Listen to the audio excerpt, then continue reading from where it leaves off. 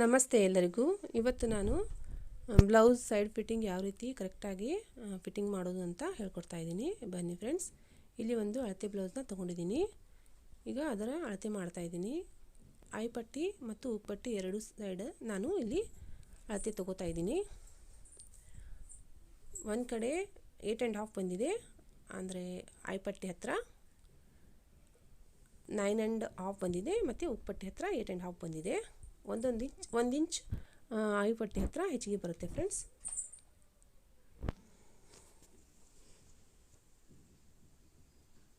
ಇವಾಗ ಇಲ್ಲಿ ಅದೇ ಮಾರ್ಕನ್ನು ಇಲ್ಲಿ ಮಾಡ್ಕೊಳ್ಳೋಣ. ಇದು ಉಪ್ಪಟ್ಟಿ ಸೈಡ್, ಇಲ್ಲಿ 8.5 ಬಂದಿದೆ.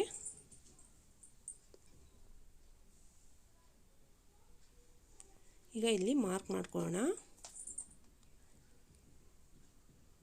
ಈಗ ಇದು ಐ ಪಟ್ಟಿ ಸೈಡ್, ಇಲ್ಲಿ 9.5 ಬಂದಿದೆ.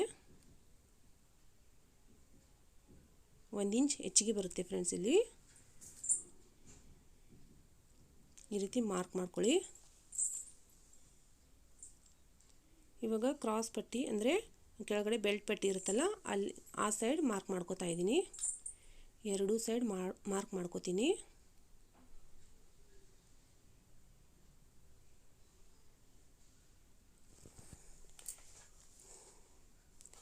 ಇದು ಐ ಪಟ್ಟಿ ಹತ್ರ 8.5 ಬಂದಿದೆ. ಇಲ್ಲಿ ಒಂದು ಮಾರ್ಕ್ ಮಾಡ್ಕೊಳ್ಳೋಣ. ಇಲ್ಲಿ ಉಪ್ಪಟ್ಟಿ ಹತ್ರ 7 ಬಂದಿದೆ. ಇಲ್ಲಿ ಒಂದು ಮಾರ್ಕ್ ಮಾಡ್ಕೊಳ್ಳೋಣ. ಈ ರೀತಿ ಮಾರ್ಕ್ ಮಾಡಿಕೊಂಡು ಸ್ಟಿಚ್ ಮಾಡಿದರೆ ತುಂಬ ಕರೆಕ್ಟಾಗಿ ಬರುತ್ತೆ ಫ್ರೆಂಡ್ಸ್. ಬ್ಲೌಸು ಯಾವುದೇ ಹೆಚ್ಚು ಕಮ್ಮಿ ಏನೂ ಬರೋದಿಲ್ಲ. ನೋಡಿ, ಈ ರೀತಿ ಪೂರ್ತಿಯಾಗಿ ಮಾರ್ಕ್ ಮಾಡ್ಕೊಂಬಿಡಿ. ಇವಾಗ ಬ್ಯಾಕ್ ಸೈಡ್ ಮೆಜರ್ಮೆಂಟ್ ತೊಗೊಳ್ಳೋಣ. ಅಳತೆ ಬ್ಲೌಸನ್ನು ಈ ರೀತಿ ಇಟ್ಕೊಳ್ಳಿ. ನೋಡಿ, ಬ್ಯಾಕ್ ಪಾರ್ಟನ್ನು ಈ ರೀತಿ ಜೋಡಿಸ್ಕೊಳ್ಳಿ. ಇವಾಗ ನಾವು ಹೊಲಿತಾ ಇರೋ ಬ್ಲೌಸ್ ಬ್ಯಾಕ್ ಪಾರ್ಟನ್ನು ಈ ರೀತಿ ಇಟ್ಟು ಮಾರ್ಕ್ ಮಾಡ್ಕೋಬೇಕು. ನೋಡಿ, ಕರೆಕ್ಟಾಗಿ ಮಾರ್ಕ್ ಮಾಡಿಕೊಂಡು, ನೋಡಿ ಈ ರೀತಿ ಕರೆಕ್ಟಾಗಿ ಮಾರ್ಕ್ ಮಾಡಿಕೊಂಡು ಹೊಲಿದ್ರೆ ತುಂಬಾ ಕರೆಕ್ಟಾಗಿ ಬರುತ್ತೆ.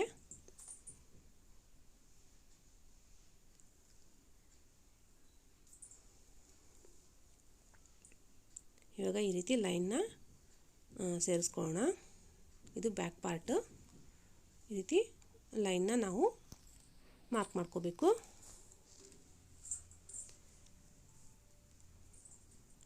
ಈಗ ನೋಡಿ, ಇಲ್ಲಿ ಎಕ್ಸ್ಟ್ರಾ ಏನಾದರೂ ಇದ್ದರೆ ಅದನ್ನು ಟ್ರಿಮ್ ಮಾಡ್ಕೋಬೇಕು. ಈ ರೀತಿ ಟ್ರಿಮ್ ಮಾಡ್ಕೊಳ್ಳಿ.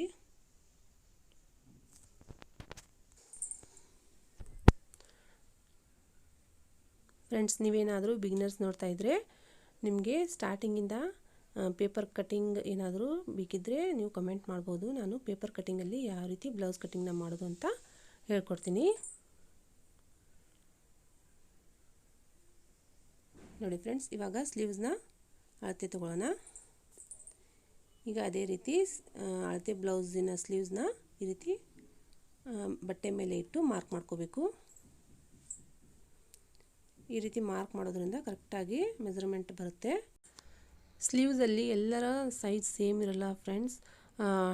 ರೈಟ್ ಸೈಡ್ದು 5.5 ಇದ್ದರೆ ಲೆಫ್ಟ್ ಸೈಡದ್ದು 5 ಇರುತ್ತೆ. ಹೀಗೆ ಮೆಜರ್ಮೆಂಟು ಸೇಮ್ ಆಗಿರೋದಿಲ್ಲ, ಹೆಚ್ಚು ಕಮ್ಮಿ ಇರುತ್ತೆ ಫ್ರೆಂಡ್ಸ್. ಹಾಗಾಗಿ ಈ ರೀತಿ ನಾವು ಅಳತೆ ಬ್ಲೌಸನ್ನು ಇದರ ಮೇಲೆ ಇಟ್ಟು ನಾವು ಮೆಜರ್ಮೆಂಟ್ ತೊಗೊಳೋದ್ರಿಂದ ಕರೆಕ್ಟಾಗಿ ಸ್ಲೀವ್ಸ್ ಮೆಜರ್ಮೆಂಟ್ ಬರುತ್ತೆ.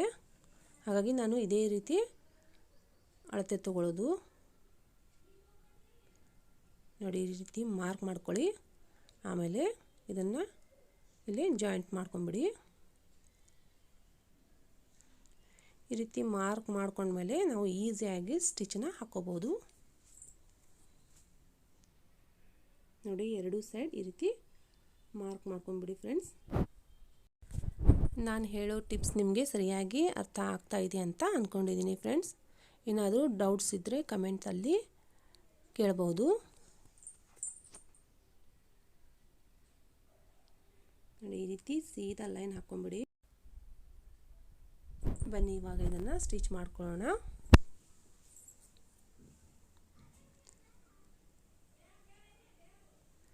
ಇಲ್ಲಿ ನೋಡಿ ಫ್ರೆಂಡ್ಸ್, ಬ್ಯಾಕ್ ಮತ್ತು ಫ್ರಂಟ್ ಸೈಡ್ ನಾನಿಲ್ಲಿ ಒಂದು ಗುಂಡ್ಪಿನ್ ಹಾಕೋತಾ ಇದ್ದೀನಿ. ಫ್ರಂಟ್ ಸೈಡ್ ಸ್ವಲ್ಪ ಕಡಿಮೆ ಬರುತ್ತೆ, ಬ್ಯಾಕ್ ಸೈಡ್ ಕರೆಕ್ಟಾಗಿರುತ್ತೆ ನೋಡಿ. ಯಾಕಂದರೆ ನಾವಿಲ್ಲಿ ಹೇಳಿದ್ನಲ್ಲ ನಾನು ಐಪಟ್ಟಿ ಎಕ್ಸ್ಟ್ರಾ ಇರೋದ್ರಿಂದ ಐಪಟ್ಟಿ ಸೈಡ್ ಫ್ರಂಟ್ ಪಾರ್ಟ್ ಬಟ್ಟೆ ಕಡಿಮೆ ಬರುತ್ತೆ ಫ್ರೆಂಡ್ಸ್. ಹಾಗಾಗಿ ಇಲ್ಲಿ ನಾನು ಮಾರ್ಕ್ ಮಾಡಿಕೊಂಡು ಎಕ್ಸ್ಟ್ರಾ ಬಟ್ಟೆಯನ್ನು ಕಟ್ ಮಾಡ್ಕೋತೀನಿ. ಇಲ್ಲಿ ನೋಡಿ ನಿಮಗೆ ತೋರಿಸ್ತಾ ಇದ್ದೀನಿ ನೋಡಿ, ಇದು ಐಪಟ್ಟಿ ಸೈಡ್ ಈ ರೀತಿ ಎಕ್ಸ್ಟ್ರಾ ಬರುತ್ತೆ ಫ್ರೆಂಡ್ಸ್. ಎಲ್ಲ ಬ್ಲೌಸಲ್ಲಿ ಈ ಸೈಡ್ ಎಕ್ಸ್ಟ್ರಾ ಬಂದಿದ್ದನ್ನು ನಾನು ಈ ರೀತಿ ಕಟ್ ಮಾಡ್ಕೊಂಡ್ಬಿಡ್ತೀನಿ.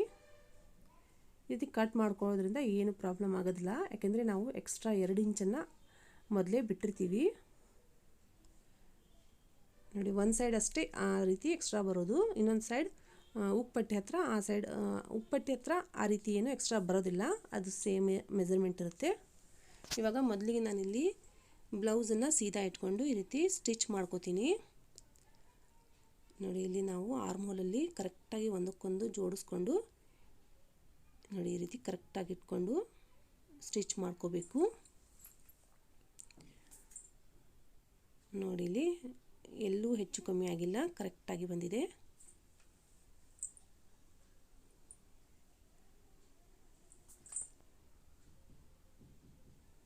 ಇವಾಗ ಇನ್ನೊಂದು ಸೈಡ್ ಕೂಡ ನಾನಿಲ್ಲಿ ಸ್ಟಿಚ್ ಮಾಡ್ಕೋತಾ ಇದ್ದೀನಿ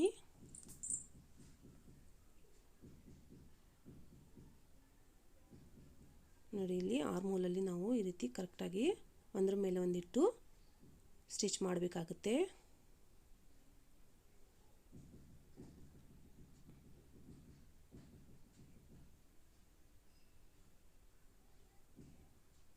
ನೋಡಿ, ಇಲ್ಲೂ ಕೂಡ ಅಷ್ಟೇ, ಎಲ್ಲೂ ಹೆಚ್ಚು ಕಮ್ಮಿ ಬಂದಿಲ್ಲ, ಸಮನಾಗಿ ಈ ರೀತಿ ಸಮನಾಗಿ ಬರಬೇಕು ಫ್ರೆಂಡ್ಸ್. ಆವಾಗಲೇ ಬ್ಲೌಸ್ ನೀಟಾಗಿ ಕೊಡೋದು. ಇವಾಗ ಇದನ್ನು ಉಲ್ಟಾ ಮಾಡಿಕೊಂಡು ಸ್ಟಿಚ್ ಮಾಡ್ಕೋಬೇಕು. ನಾವೆಲ್ಲಿ ಮಾರ್ಕ್ ಮಾಡಿರ್ತೀವಿ ಅದ್ರ ಮೇಲೆ ಸ್ಟಿಚ್ ಮಾಡ್ಕೋಬೇಕು. ನೀಟಾಗಿ ಮಾಡ್ಕೊಳ್ಳಿ.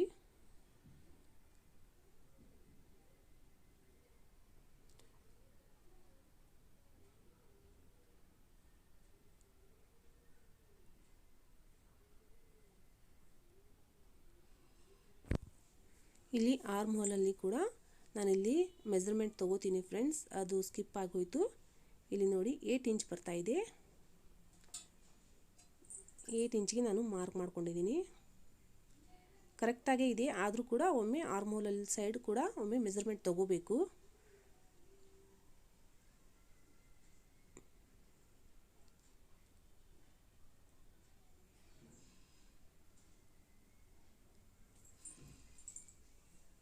ಈಗ ಇನ್ನೊಂದು ಸೈಡ್ ಕೂಡ ನಾನು ಇದೇ ರೀತಿ ಸ್ಟಿಚ್ ಮಾಡ್ಕೋತೀನಿ ಫ್ರೆಂಡ್ಸ್.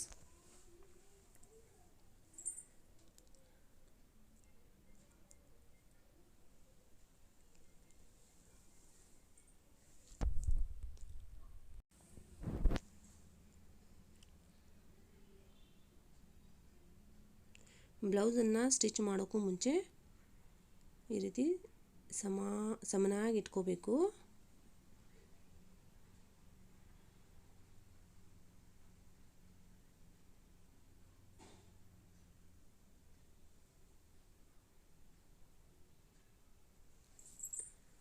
ನೋಡಿ, ಈ ರೀತಿ ಸ್ಟಿಚ್ ಮಾಡ್ಕೊಂಬಿಡಿ.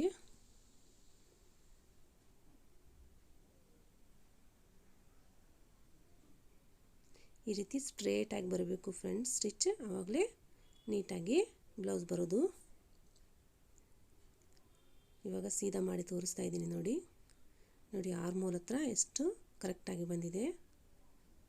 ಈ ರೀತಿ ಸೀದಾ ಇರಬೇಕು.